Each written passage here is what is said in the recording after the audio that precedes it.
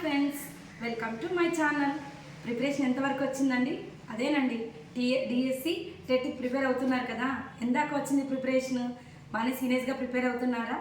ఇప్పుడు మనకి నిన్న మొన్నట్లో ఒక విషయం తెలిసింది కదండి, టైం పోస్ట్ పోన్ చేస్తున్నారు అంటే మనకి ఇంకా టైం ఎక్కువ దొరికింది అని.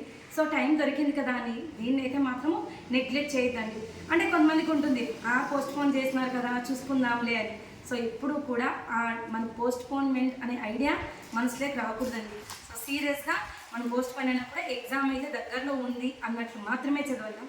ఇంకోటి, టీచర్ అంటేనే మనకు అర్థం ఏమండి, నిరంతర విద్యార్థి అని. సో మనం లైఫ్ లాంగ్గా విద్యార్థిగా ఉండాలా, నేర్చుకోవాలని ఫిక్స్ అయినప్పుడు ఇంక ఈ 6 months ఎందుకు ఆలోచిస్తాం చెప్పండి. కాబట్టి ఈ 6 months మనం ఎంత కష్టపడతామో ఉపాధ్యాయ వృత్తికి అంత దగ్గరలో ఉంటామని ఒకటి మాత్రం గుర్తుపెట్టుకోండి. ఎందుకంటారా, 16 years తర్వాత మనకి ఇన్ని పోస్టులతో నోటిఫికేషన్ వచ్చిందండి. సో పాస్ట్లో ఏం జరిగింది, మనం నిరుద్యోగిగా ఉండడానికి కారణాలు ఏంటి, అవన్నీ మనకు అవసరం లేదండి. కానీ ఈ ప్రెజెంట్ ఉండే టైంని మనం మిస్యూజ్ చేసుకున్నాం అనుకోండి, ఫ్యూచర్లో జరిగే ప్రతి దానికి కూడా మనదే రెస్పాన్సిబిలిటీ అండి. ఎందుకంటారా, మనం ఇప్పుడుండే అవకాశాన్ని మిస్ చేసుకుంటే తర్వాత ఈ అవకాశం వస్తుందో లేదో కూడా మనకి తెలియదు. కాబట్టి మీరందరూ కూడా కష్టపడి జాబ్ తెచ్చుకోవాలని అయితే అందరికీ ఆల్ ది బెస్ట్ చెప్తున్నాను. ఇప్పుడు ఇంకా మనం ఎట్లా చదివితే మనం సక్సెస్ అవుతాము అనే దానికి కొన్ని చిన్న చిన్న టిప్స్ అయితే చెప్తానండి. అంటే మనకి అందరికీ తెలిసినవేనండి, కానీ ఈ టిప్స్ నేను ఫాలో అయ్యి సక్సెస్ అయినాం కాబట్టి మీకు షేర్ చేసుకుందాం అనుకుంటున్నాం.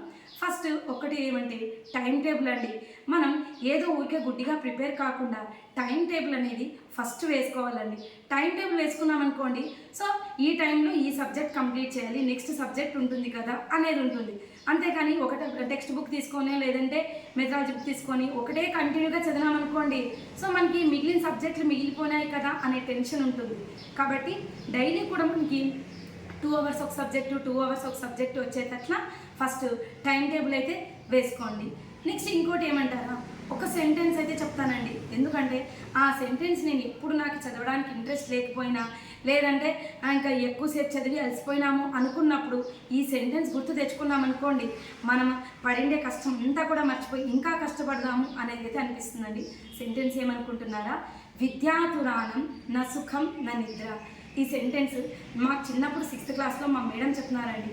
ఈ సెంటెన్స్ ఏమి, విద్యాతురానం న సుఖం న నిద్ర అంటే జస్ట్ చిన్న సెంటెన్సే అని అనుకోవచ్చు, కానీ దీంట్లో ఎంత మీనింగ్ ఉందంటే, మనం విద్య కావాలనుకుంటే సుఖాన్ని నిద్రని 2 వదిలిపెట్టేయాలండి. అవి 2 వదిలిపెట్టి ఎప్పుడైతే కష్టపడతామో అప్పుడు మనం అనుకునే గోల్ అయితే రీచ్ అవుతాము. నెక్స్ట్ ఇంకా కొంతమందికి టీచర్ కావాలనేది ఒక డ్రీమ్ ఉంటుందండి. డ్రీమ్ అంటే మనం నిద్రలో వచ్చే డ్రీమ్ కాదండి. మనం ఏదైతే డ్రీమ్ ఉందో ఆ డ్రీమ్ మనల్ని నిద్ర లేకుండా చేస్తుందో అదే మన డ్రీమ్. అంటే ఏమి, టీచర్ జాబ్ తెచ్చుకోవాలని మనం డ్రీమ్గా పెట్టుకున్నామనుకోండి, ఇంకా వేరే ఆలోచనలు ఏవి కూడా మన మైండ్లోకి రాకూడదండి. నెక్స్ట్ ఇంకోటి, చదువుతున్నాం కదా, సో ఈరోజు మనం కలిసిపోయినాంలే, లేకుంటే బయటికి పోయిద్దాము, మనకి ఇంకా టైం ఉంది కదా, ఈరోజు ఈ పని చేద్దాం, ఈరోజు షాపింగ్కి వెళ్దాము, ఇట్లాంటివన్నీ కూడా పక్కన పెట్టేసేయండి.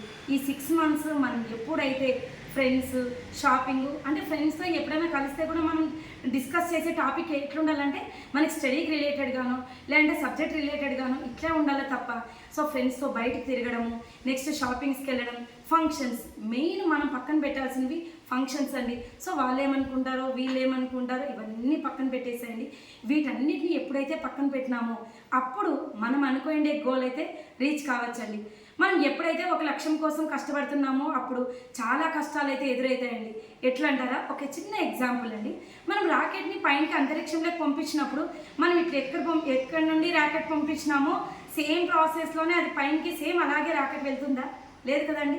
సో దాని పార్ట్స్ అన్నీ కూడా, బాడీ పార్ట్స్ అన్నీ కూడా డివైడ్ అయ్యి అది లాస్ట్కి లక్ష్యాన్ని అయితే చేరుకుంటుందండి.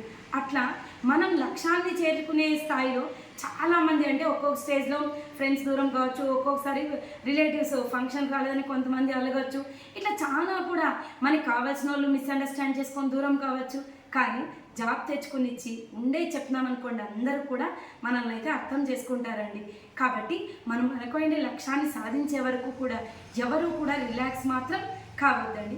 ఇంకోటి ఏమంటే, టైం దొరికింది కదా అని ఇప్పుడు ఎవరైనా ఫర్ ఎగ్జాంపుల్ కనిపించినారనుకోండి, ఏం డిఎస్సి చదువుతున్నారు కదా, బాగా చదువుతున్నారా, ఎట్లుంది సిలబస్ ఎంతవరకు వచ్చింది అంటే చాలండి, ఏదో చదువుతున్నాం అని అట్లా చెప్తారు. అంటే ఏమి వాళ్ళ మీద వాళ్ళకి చాలామంది అంటే కొంతమందికి కాన్ఫిడెన్స్ లేదండి. అంటే చదువుతున్నామంటే రేపొద్దున మరి పోస్ట్ తెచ్చుకోకుంటే ఏమన్నా అనుకుంటారు. ఆ కాన్ఫిడెన్స్ అంతా ఎందుకు పోతుందండి? మనం కంపల్సరీ సీరియస్గా చదువుతున్నాం అనుకోండి, అప్పుడు ఏం చెప్తాం ధైర్యంగా, అవును చదువుతున్నాను అని. ఆ కాన్ఫిడెంట్ మనలో మనం సెల్ఫ్ కాన్ఫిడెన్స్ పెంచుకున్నప్పుడే ఆ మాట బయటికి చెప్పగలం. కాబట్టి ఎప్పుడూ కూడా మన సెల్ఫ్ కాన్ఫిడెన్స్ అనేది ఎప్పుడూ కూడా తక్కువ చేసుకోవద్దండి. మనం చదువుతున్నామంటే ఒక పోస్ట్ మనదే అనుకొని కాన్ఫిడెంట్గా అయితే చదవండి. నెక్స్ట్ ఇంకోటి ఏమంటే కూడా మనకి సబ్జెక్ట్స్ ఎట్లుంటాయి, కంటెంట్ ఉంటుంది, నెక్స్ట్ మెథడాలజీలు ఉంటాయండి. ఎప్పుడూ కూడా కంటెంట్కి ఎంత ఇంపార్టెన్స్ ఉంటుందో మన మెథడాలజీకి కూడా సేమ్ ఇంపార్టెన్స్ ఇవ్వాలి. ఇంకా ఇంగ్లీష్. సో ఏదైతే మనకి కష్టం అనుకుంటామో దాన్నే ఇష్టంగా చదవండి. కష్టమైన సబ్జెక్ట్ కష్టం అనుకొని చదివామనుకోండి అస్సలు మన మైండ్కి అయితే ఎక్కదండి. సో కష్టం ఉండే సబ్జెక్ట్ మీద ఇష్టాన్ని పెంచుకొని చదివినప్పుడే మనం సక్సెస్ అయితే సాధించవచ్చు. సో పర్ఫెక్ట్ ప్లాన్ వేసుకోండి. మరి నెక్స్ట్ ఏవైతే మనకి ఉన్నాయో అంటే మన పనులన్నీ 6 months పక్కన పెట్టేసేయండి. మన టార్గెట్ ఏమి ఓన్లీ కూడా పోస్ట్ తెచ్చుకోవడం. సో ఈ కాన్ఫిడెన్స్తోనే మీరు అందరూ కూడా ముందుకు పోవాలనుకుంటున్నాను. కొంతమంది అనొచ్చు, సో మేము హౌస్ వైఫ్స్ అండి, వెళ్ళకోకుంటే మా రిలేటివ్స్ ఫీల్ అవుతారు, లేదంటే ఇంతకుముందు మన ఫంక్షన్స్కి వచ్చినారు కదా, ఇట్లాంటి ఒపీనియన్స్ కొంతమందికి ఉంటాయండి. అవును నిజమే. కానీ ఈ 6 months అవన్నీ కూడా ఎవరు ఏమనుకుంటారో అనేది పక్కన పెట్టేసేయండి. సో ఒకవేళ అందుగా మనం వెళ్ళాల్సి వస్తే సో మీ భర్తనో లేకుంటే హస్బెండ్ చదువుతున్నారనుకోండి మీ భార్యను పంపించండి. సో ఫ్యామిలీ అంతా కూడా వెళ్ళినా కూడా మీరు మాత్రము సో రాత్రి పగళ్ళు అంటే నిద్రపోకుండా చదవమని నేను చెప్పట్లేదండి. సో నిద్రపోయే టైంని తగ్గించుకొని మన టార్గెట్ అంటూ కూడా రీచ్ అయ్యే వరకు కూడా అందరూ కష్టపడి చదవండి. సో మరిన్ని ఇంట్రెస్టింగ్ వీడియోస్తో ఎలా చదవాలి అనే టిప్స్తో మేము ముందుకు వస్తాను. సో నెక్స్ట్ సబ్జెక్ట్స్ ఎట్లా చదవాలో అనేది కూడా మీకు చెప్తానండి. కొత్తగా ఎవరైనా ఛానల్ చూస్తున్నట్లయితే సబ్స్క్రైబ్ చేసుకొని లైక్ చేయండి. సో మీరు లైక్ చేస్తే ఈ టిప్స్ అనేది మరింతమందికి కూడా షేర్ అవుతాయండి. అందుకు ఛానల్ని సబ్స్క్రైబ్ చేసుకోండి. మరిన్ని ఇంట్రెస్టింగ్ వీడియోస్తో మేము ముందుకు వస్తాను. Thank you friends. Thank you for watching.